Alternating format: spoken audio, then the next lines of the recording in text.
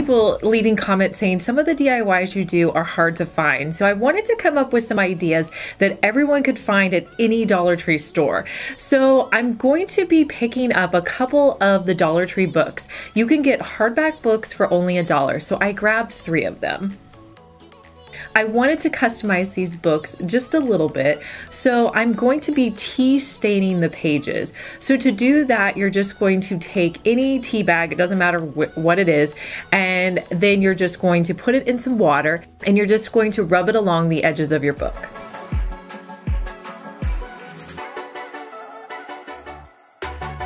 Next, I'll let that completely dry, and then I'm going to open up the book so that I can paint the outside cover. Now, I wanted them to be kind of a light navy color, and I didn't have that color, so I took 2 colors I had and mixed them together. I had a blue chalk paint, and I also had ink by Waverly. So I mixed those 2 paints together, and then I painted the outsides of the books.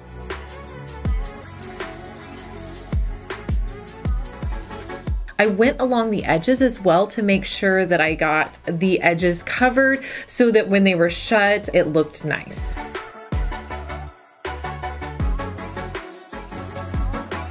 When I was at Dollar Tree, I grabbed some of these cool decals that they have. I really love these, and I wanted to put them on the pages of the book. So I cut out some of the designs that I liked, and then to add them to my book, what I did was I held the pages together so that they were really tight together. Then I put the decal down, and then I have this little scraper tool from Cricut, but really you could use anything to put these on, like you know, a gift card or anything to add pressure, and hold the pages together as you're like rubbing the decal on, and make sure you get it completely on before you take off that covering.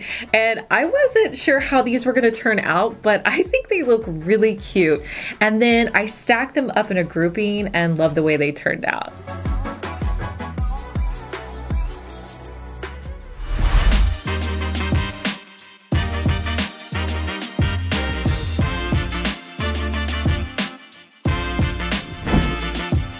I love all the pottery that I find on the Pottery Barn website, and I came across this one vase and I thought, man, I'm gonna really try to recreate this.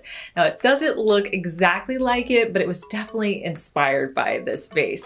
So I grabbed one of their more traditional vases that they have at Dollar Tree. You should definitely be able to find this one.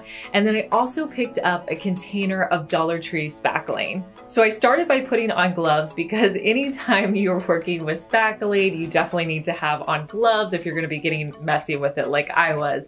Next, I took that spackling and I'm just going to apply it around my base.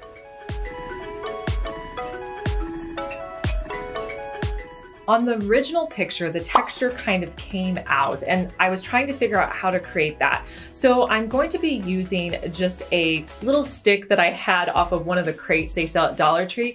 You could use a popsicle stick, a pen, pretty much anything for this. And I'm just going to create lines by pulling off the spackling around the vase. And I'll do that all the way down. I wasn't precise about this. I free-handed it because honestly, I wanted it to look a little rustic. So I wasn't worried about it being perfect. I let this dry completely overnight before I decided to paint it. Then I added in some matte white spray paint just to give it an overall look.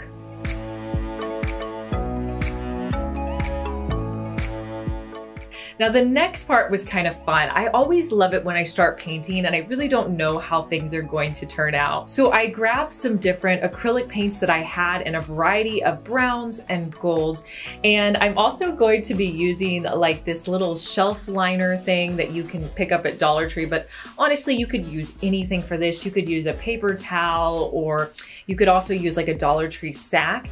And I just started by dabbing the paint all around the vase. And I concentrated the paint primarily on the bottom and the top because I wanted the paint to be more concentrated on those 2 areas. Now, as I was going, I realized that I wanted the paint to be more muted and not so vibrant. So I decided to get some water and mix that in with my paints. When I did that, it really gave me that look I was going for of a muted look. So I like the way that looked.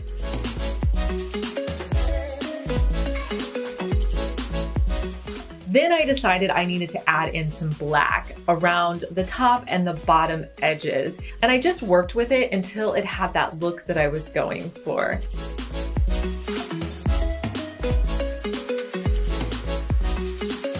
And here is the final look.